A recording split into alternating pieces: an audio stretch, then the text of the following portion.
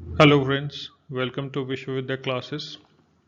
आज एक अलग टॉपिक पे हम लोग बात करना चाहते हैं, डिजिटल अरेस्ट। ये शब्द आजकल न्यूज़ में बहुत चर्चा पे है, तो हम लोग जानने का कोशिश करेंगे कि क्या होता है डिजिटल अरेस्ट और कैसे ये डर का मनोविज्ञान और कैसे इस डर का इस्तेमाल करके लोग किसी खाते से करोड़ों करोड़ रुपए अपने खाते में ट्रांसफ़र करवा ले रहे हैं। और हमको आपको ये सोचना है कि ऐसा ना हो कि कल हमारी भी बारी हो, तो इसलिए इसकी जानकारी बहुत ज़रूरी है और जानकारी ही इसका बचाव है। एक बार आपके जेब से पैसे जो आपके खून और पसीने के कमाई के पैसे हैं अगर निकल गए तो फिर उसको पाना मुश्किल है। तो इसकी जानकारी हम लोग लेते हैं, पता करते हैं। एक आर्टिकल छपा था द हिंदू में कि what is digital arrest scam and how can you protect your self, 28 अक्टूबर 2024 को। कुछ केसेस हम लोग सबसे पहले देखते हैं कि केस हुआ क्या है। तो केस नंबर 1 जो कि दैनिक भास्कर से मैंने पिक किया है, दैनिक भास्कर को इसका क्रेडिट जाता है कि लखनऊ के न्यूरोलॉजिस्ट शिकार बनी। कैसे? तो लखनऊ की एक न्यूरोलॉजिस्ट 1 से 8 अगस्त तक अपने ही घर में डिजिटल अरेस्ट रही, है ना।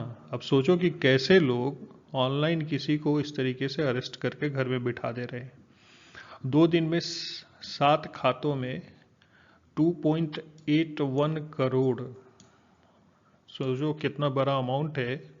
2.1 करोड़ का ट्रांजैक्शन किया। डॉक्टर रुचिका को ईडी अफसर बन के फ़ोन किया इनको, ठीक है। और उनके बैंक अकाउंट का प्रयोग मनी लॉन्ड्रिंग का एक्सक्यूज़ इनको ब्लेम लगाया कि आपके अकाउंट से मनी लॉन्ड्रिंग किया गया है, और खुद ईडी ऑफिसर बन के बात किया। ये कहा गया, उन्होंने कहा कि मेरे खाते से कोई ट्रांजैक्शन नहीं हुआ है। तो उन्होंने कहा कि उनके मोबाइल, जिस खाते से ट्रांजैक्शन हुआ है उस खाते पर उनका ही मोबाइल नंबर जो उनके आधार कार्ड पर रजिस्टर्ड है वो मेंशन है। बताया गया कि जेट एयरवेज के फाउंडर नरेश गोयल के खातों में ट्रांजैक्शन हुए हैं। उन्हें फिजिकली या डिजिटली जांच का सामना करना होगा। या तो आप पहुंचिए ऑफिस में और ये जानकारी दीजिए ईडी को, या फिर डिजिटली आप ऑनलाइन सारी जानकारी शेयर कीजिए, दीजिए, और इसके लिए आपके ऊपर इन्वेस्टिगेशन होगा। तो इस तरीके से झांसा दिया लखनऊ के न्यूरोलॉजिस्ट को, और पैसे देख लो 2.8 करोड़ रुपए। अगला केस देखते हैं हम लोग। नोएडा में एक रिटायर्ड मेजर जनरल, ठीक है, छोटे मोटे व्यक्ति नहीं है, अनपढ़ नहीं है, बहुत पढ़े लिखे और बहुत ऊंचे कद वाले व्यक्तियों, इनके पार्सल में ड्रग्स होने की बात कही गई। नोएडा के रिटायर्ड मेजर जनरल 10 से 14 अगस्त तक 5 दिनों के लिए डिजिटल अरेस्ट रहे। इनको घर पे डिजिटल अरेस्ट करके बिठाया रहा इन लोगों ने। उन्होंने 2 करोड़ रुपए ठगों के बताए गए बैंक खातों में ट्रांसफर कर दिए। अमाउंट देख लो, छोटे छोटे अमाउंट तो है नहीं। तब उन्हें ठगी का पता चला। मेजर जनरल धीर को डीएचएल कुरियर सर्विस अफसर बनकर फ़ोन करने वाला कहा कि उनके नाम पर मुंबई से ताइवान के लिए एक पार्सल है। इसमें 5 पासपोर्ट, 4 बैंक क्रेडिट कार्ड, कपड़े, 200 ग्राम एमडीएमए ड्रग्स और एक लैपटॉप है। उन्हें मुंबई क्राइम ब्रांच में ऑनलाइन शिकायत दर्ज कराने के लिए किसी दूसरे कॉल पर ट्रांसफ़र किया गया। इसके बाद इन्हें भी जांच के लिए सीबीआई, अभिरक्षा या डिजिटल पूछताछ के 2 ऑप्शन दिए गए थे। देखो कैसे कैसे हो रहा भाई। तीसरे केस को देखें तो राजस्थान के झुंझुनू से बीट्स पिलानी की प्रोफेसर, सोचो, ये बीट्स पिलानी की प्रोफेसर रही श्रीजाता डे। अप्रैल माह में बीट्स पिलानी की प्रोफेसर श्रीजाता डे 3 महीने, 1-2 दिन नहीं, 3 महीने डिजिटल अरेस्ट रही। उन्होंने 7.67 करोड़ रुपए ट्रांसफर कर दिए। 80 लाख लोन लेकर भी दिया। श्रीजाता की को ट्राई अफसर बनकर फ़ोन करने वाला कहा कि उनके नंबर पर साइबर क्राइम से जुड़ी शिकायतें हैं जो 1 घंटे में बंद हो जाएगा। उनके आधार नंबर पर दूसरा मोबाइल नंबर भी रजिस्टर्ड है, जिससे अवैधानिक विज्ञापन और उत्पीड़न के मैसेज भेजे गए हैं। मुंबई पुलिस कार्रवाई करने जा रही है। मुंबई पुलिस से फोन आएगा, आप बात करके अपना पक्ष रख दें, नहीं तो गिरफ्तार कर लिया जाएगा। फिर वीडियो कॉल आया और जिसमें कॉल करने वाला स्क्रीन पर नहीं था, सिर्फ आवाज थी। अब इतने पढ़े लिखे, इतने उच्च वर्ग के लोग, या क्या कहे इतने उच्च सोसाइटी के लोग, जिनको दुनिया देखा या दुनिया को ये लोग मतलब आईना दिखा रहे हैं, दुनिया के एक लीडिंग रोल में हैं, उन लोगों के साथ इतना बड़ा फ्रॉड हुआ है। एक चौथे केस में देखते हैं कि 66 वर्षीय रिटायर्ड लेक्चरर थी भोपाल में। इनको डिजिटल अरेस्ट करके 1.3 करोड़ रुपए ट्रांसफर करवा लिए। ठीक है, तो ये सारे कुछ केसेस मैंने इसलिए हाईलाइट किए हैं कि देख लो ये मामला किस तरीके से फैला हुआ है। हमारे आपके संज्ञान में है नहीं है, हमारे आपके साथ हो रहा है नहीं हो रहा है, लेकिन एक बहुत बड़ा स्कैम चल रहा है पूरे इंडिया में। ठीक है, आगे देखते हैं, इसको हम लोग समझने का कोशिश करते हैं, इसके लिए बचना कैसे वो भी जानने का कोशिश करेंगे। ठीक है, तो बने रहिए, देखते रहिए। प्रधानमंत्री मोदी ने 27 अक्टूबर को अपने मासिक रेडियो संबोधन मन की बात के दौरान डिजिटल अरेस्ट का मुद्दा उठाया था। प्रवर्तन निदेशालय ने कहा कि डिजिटल अरेस्ट को मुख्य रूप से फेसबुक, कौन नहीं यूज कर रहा है आजकल बताना, फेसबुक, इंस्टाग्राम, व्हाट्सएप, टेलीग्राम जैसे सोशल मीडिया मंच के जरिए अंजाम दिया जाता है। अब ये जितने भी फेसबुक, इंस्टाग्राम और व्हाट्सएप या टेलीग्राम चलाने वाले लोग हैं, है ना, आज मेरे ख्याल से कि भारत में जो स्मार्टफोन यूज़ करता हो, कोई ऐसा नहीं है जो इन सारे एप्लीकेशन में किसी ना किसी को इस्तेमाल किया हो या कर ही रहा हो, है कि नहीं। आजकल सोशल मीडिया से कौन दूर है। इस साइबर घोटाले के तहत ऐसे गिरोह ज़्यादा मुनाफे का लालच देकर लोगों को लुभाते हैं और पैसे देने के लिए मजबूर करते हैं। ठीक है, या तो मुनाफा दिखाएंगे या फिर किसी तरह के केस में आपको फंसाएंगे। आगे देखते हैं क्या है digital arrest. Digital arrest blackmail करने का एक एडवांस तरीका है। बिल्कुल सही बात है, एडवांस तरीका। पहले चोरी होता था, है ना, फिर उसके बाद डकैती होना शुरू हुआ। अब ये देख लो, ये डिजिटल अरेस्ट, हम लोग डिजिटल हो रहे हैं तो डिजिटल क्राइम भी बढ़ता जा रहा है। डिजिटल अरेस्ट का सीधा मतलब ऐसा है कि कोई आपको ऑनलाइन धमकी देकर वीडियो कॉलिंग के जरिए आप पर नजर रख रहा है।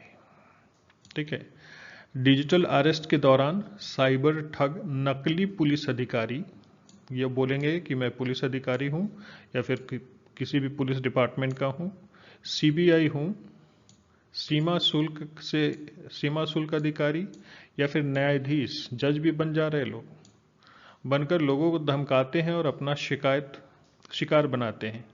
इस दौरान वे लोगों से वीडियो कॉल पर लगातार बने रहने के लिए कहते हैं, और इसी बीच केस को खत्म करने के लिए पैसे भी ट्रांसफर करवाते रहते हैं। ये छोटा छोटा अमाउंट करके ये बड़े बड़े अमाउंट का घोटाला कर रहे लोग। घोटाला नहीं कहेंगे, डकैती कह लो इसको भाई। कैसे होती है डिजिटल अरेस्ट की शुरुआत। इस प्रक्रिया को समझिए। आपके पास भी कोई कॉल आ सकता है, मैसेज आ सकता है, ईमेल आ सकता है, तो आप भी थोड़ा सजग रहें। डिजिटल अरेस्ट की शुरुआत एक मैसेज या फ़ोन कॉल से होती है।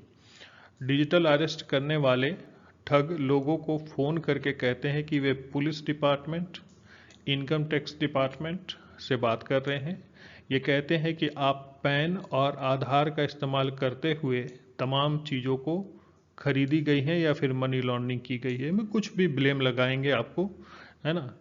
कई बार तो यह भी दावा किया जाता है कि वे कस्टम विभाग से बोल रहे हैं और आपके नाम से कोई पार्सल आया है जिसमें ड्रग्स या प्रतिबंधित चीजें हैं, है ना। इसके बाद वे वीडियो कॉल करते हैं और सामने बैठे रहने के लिए कहते हैं। इस दौरान किसी से बात करने, मैसेज करने और मिलने की इजाज़त नहीं होती है। ऐसे ट्रीट करते हैं जैसे पुलिस इन्वेस्टिगेशन चल रहा हो, है ना। इस दौरान जमानत के नाम पर लोगों से पैसे मांगे जाते हैं। इस तरह लोग अपने ही घर में ऑनलाइन कैद होकर रह जाते हैं और इसे ही डिजिटल अरेस्ट कहा जाता है ना। कुछ तो बातें मतलब सुनने के बाद ऐसा भी लगता है कि घर में कोई और सदस्य नहीं था क्या। दूसरा, इतने पढ़े लिखे और इतने होशियार होने के बाद भी लोग इन सारी चीज़ों, इन सारे स्कैम्स में कैसे पड़ जा रहे हैं। क्या उनके बैकग्राउंड में कुछ ऐसा इंसिडेंट इवेंट हुआ है जिससे वो रिलेट कर पा रहे होते हैं और ठगे जाते हैं, है ना। तो ये सारी सोचने वाली बात है। खैर, I4C ने जारी की नई एडवाइजरी, है ना। Indian cyber crime coordination centre है जिसने एक नई एडवाइजरी जारी की है। भारतीय साइबर अपराध समन्वय केंद्र यानी कि I4C ने रविवार को एक नई एडवाइजरी जारी की जिसमें लोगों से डिजिटल अरेस्ट से सावधान रहने के लिए अपील की गई है। इसमें कहा गया है कि वीडियो कॉल करने वाले लोग, है ना, पुलिस, सीबीआई, सीमा शुल्क अधिकारी या न्यायाधीश नहीं बल्कि साइबर अपराधी होते हैं। आप भी जानिए इन सब चीज़ों को कि कोई भी कानूनी कार्रवाई डिजिटली नहीं होता है, फिजिकली होता है ना। तो किसी तरह का कोई कॉल या धमकी या कोई मैसेज या कुछ भी आता है, आप एकदम मतलब तीव्र उसके ऊपर एक्शन ले। क्या करना है वो भी आगे मैं बता रहा हूँ, आप देखिए इसको आगे। I4C ने कहा कि केंद्रीय गृह मंत्रालय के तहत काम करने वाले संगठन ने एडवाइजरी में लोगों के इस चालबाजी में नहीं फंसने और ऐसे अपराधों की शिकायत तत्काल राष्ट्रीय साइबर अपराध हेल्पलाइन नहीं हो, आप अपने इस मोबाइल में सेव कर लीजिए, अपने अपने मोबाइल में, है ना, 1930 राष्ट्रीय साइबर अपराध हेल्पलाइन पर या साइबर अपराधों से जुड़े आधिकारिक पोर्टल पर दर्ज करने को कहा है। किसी तरह का कोई फ्रॉड हो रहा हो, आप तुरंत उस पर रजिस्टर करिए, इन्फॉर्म करिए उसको। ऐसे स्कैम से बचे कैसे? तो याद रखें कि सरकारी एजेंसियां वीडियो कॉल के जरिए जांच या गिरफ्तारी नहीं करती है ना।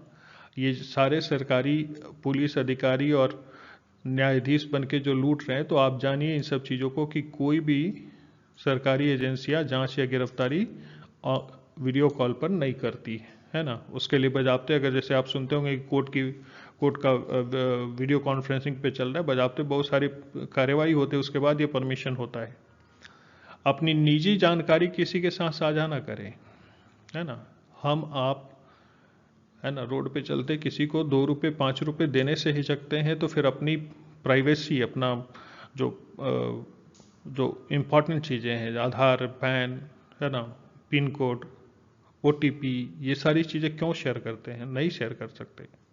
कभी भी पैसा तो ट्रांसफ़र करें ही ना। अगर कोई आपको इंसिस्ट कर रहा हो कि पैसे ट्रांसफ़र करो, क्यों करो भाई, है ना। कानून प्रवर्तन एजेंसी केस खत्म करने के लिए पैसे नहीं मांगती, यानी किसी तरह का घूस सरकारी एजेंसियां नहीं लेती हैं, है ना। और इतना तो मेरे ख्याल से गांव में रहने वाले लोग भी इन सब चीज़ों से अवेयर है कि नहीं।